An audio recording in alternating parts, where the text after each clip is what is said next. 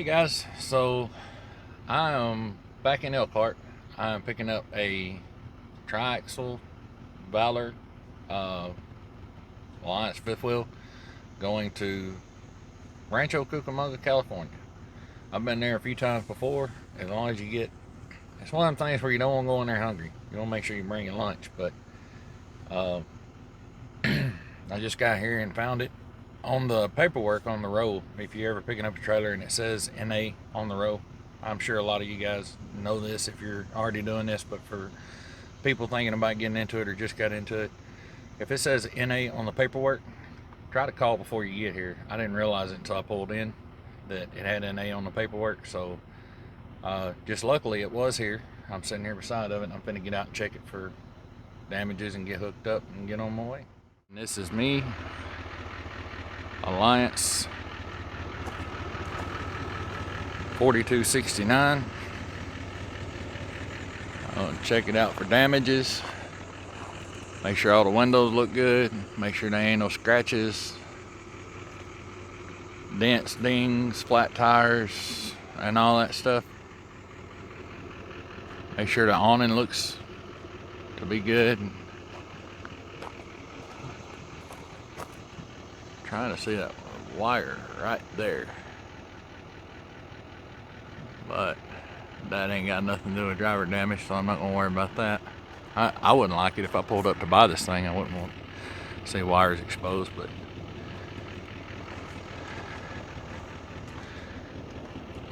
slot out right here. I mean, I guess it's good. It's pulled all the way in, so I like that gap right there. And you know, that's another reason I don't mind making these videos. I'm not sure if we're supposed to video on the yard or not, but I always take pictures, and what's better than pictures? Video. So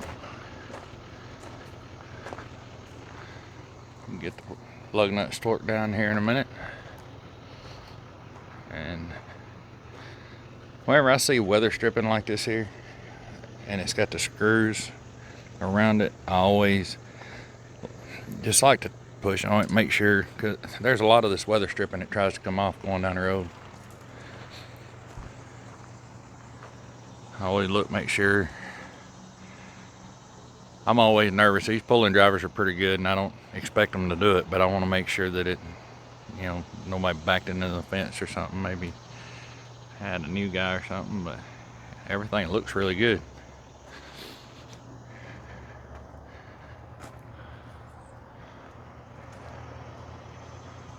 Oh, what that's about, but that's not driver damage either.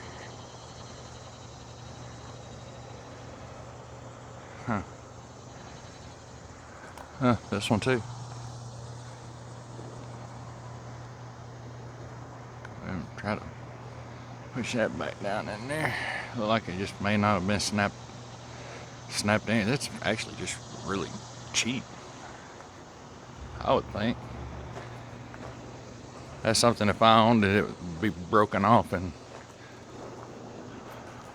a few days. See something right here.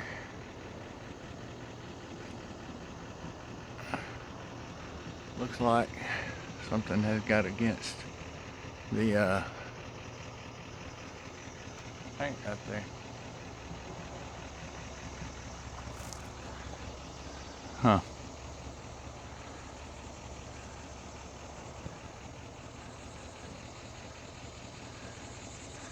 So when you see something like that,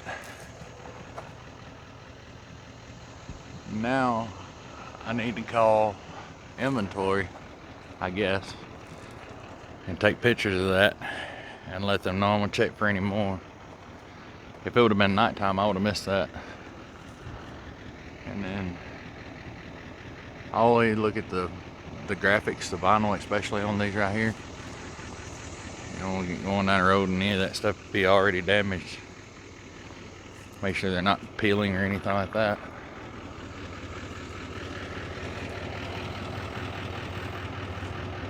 That is damage. That is a gouge. I can set my fingernail on it. There's two. Possibly another one up top.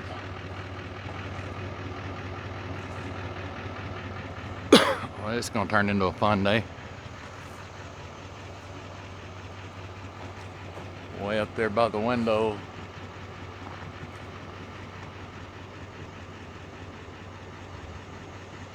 Won't let me zoom in, but you can see right in front of the window, there's some marks. Right here, there's something that's silicone, that's not a big deal. As long as it'll rub off or fall off, it's really nothing to worry about. Like I say, and all this stuff is just dirt, looks like. Don't dig into it with your fingernail, but rub across it lightly with your fingernail and see if it comes off, and if it does, it'll wash off. I'm sure all this right here is mud. Yeah, all that's okay. Dang, it look like somebody may have had an oil leak or something. That's oil. What the heck? Yeah, that's oil.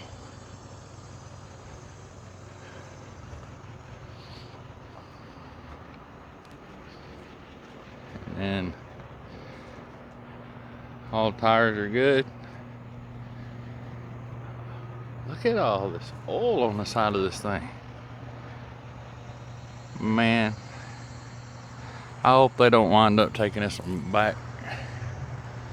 I mean, I don't want to pull it if it's damaged, but at the same time, I was really wanting this California load. But I'd rather give it back and take something else than... This has got to be from somebody sitting in a parking lot. This wouldn't, I wouldn't think this would have blown off a truck that was pulling it, like a pulling truck or something. But there's another mark up top, but I'm pretty sure that's silicone. You guys probably can't see that. It's just to the left of the ladder. And it looks good. The two scratches, the gouge in the front and the scratch on the other side, and the vinyl. If it wasn't for those two, I'd already be hooking up.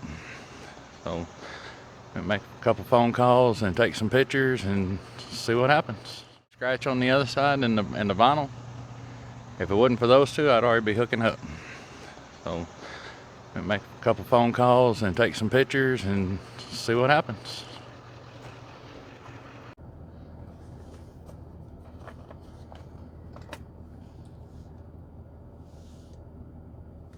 Alright, so they had someone come out and look at the trailer, and it was kind of close, but they said to go ahead and take it. So they got with... It's really important to look those trailers over for any kind of damages you can possibly find. And it had a couple of marks. One of the marks that I saw that looked like something had ran through the vinyl. I'm not a body man. I mean, if something doesn't look right, I can pick up on that. But why it doesn't look right, I'm not big. I don't do vinyl. So they actually sent someone out to look at the trailer. And whenever he got there, we rubbed on it, and it was too high for me, almost too high for me to reach. I couldn't get a good solid hand on it. And he got there and he rubbed on it, and it did come off. But I know those vinyl stickers, if they get scratched or peeled or marked or something, you don't want to be a part of that. That's expensive to replace that stuff. And that's driver damage. So another spot that I found when they got there, you know, it was definitely noticeable, but it wasn't as...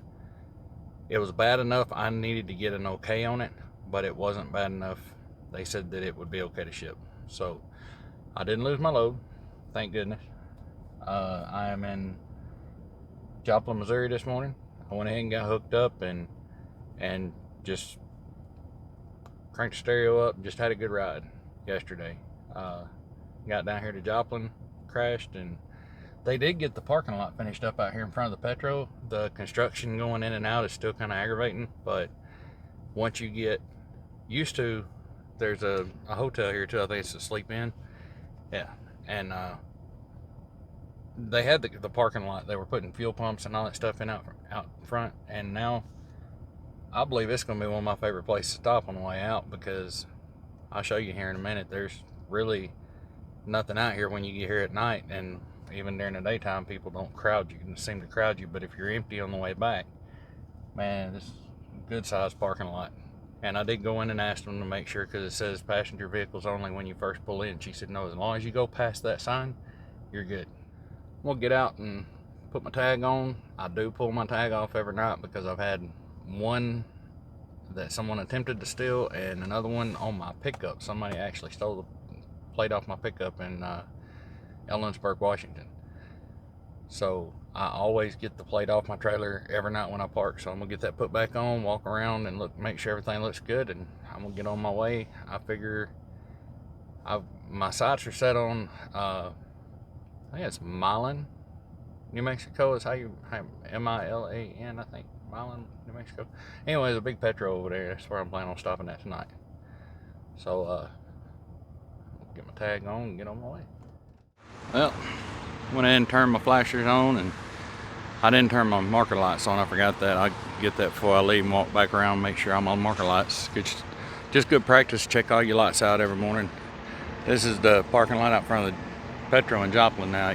All this used to be closed off, and there are some people working out here, but it's still really quiet at night till they show up to start working.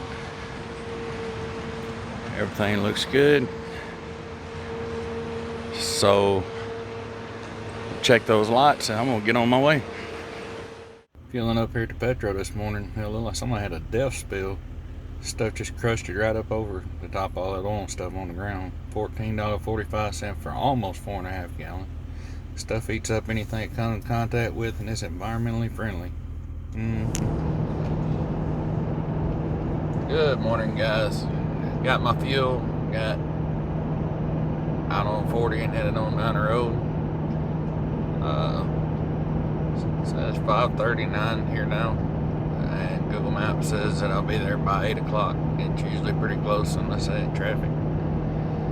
I think I'm in good shape to get by. I think I'm in pretty good shape to get through before traffic gets out moving good, though. That or after it goes through. I don't think I have any issue with traffic.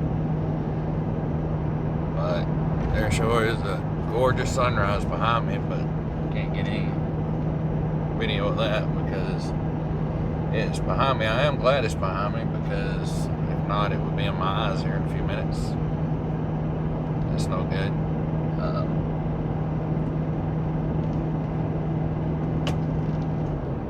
One good thing about getting such an early start, you get through here before it gets really, really hot out here, and it's a little easier on the truck trying to pull these hills and stuff. Pretty massive hill I just came up right there. It's a nice morning out here, though.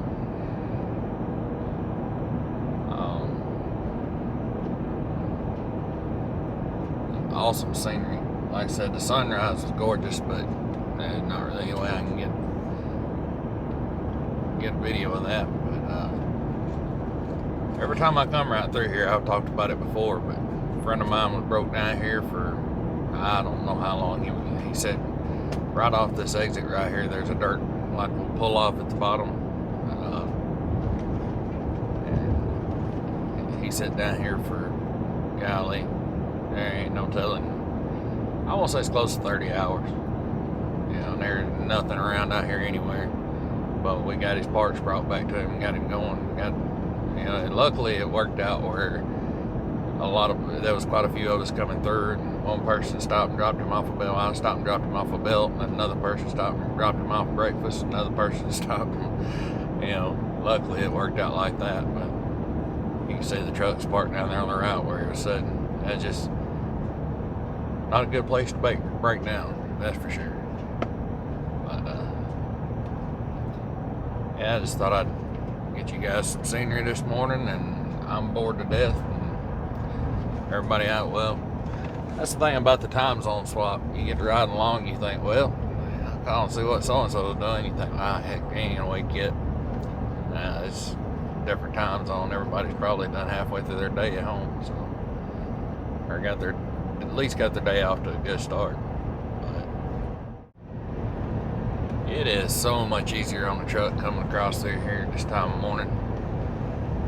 I think my buddies told me when they came through here yesterday it was like 105 and it's 80 out right now. And everything just been running nice and cool. You know, even if you have to stop and get out, it's still kind of nice and cool. But shoot, here in a few hours, it'll be like getting out into an oven out here.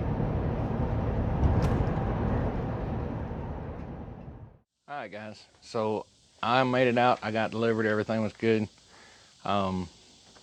No damages, no nothing like that. It did take forever, but I got tied up on the phone with taking care of some different things, and before I even thought about it, I was getting almost back to where I was going that night and coming home, and I remembered I forgot to finish the video, so I apologize for that.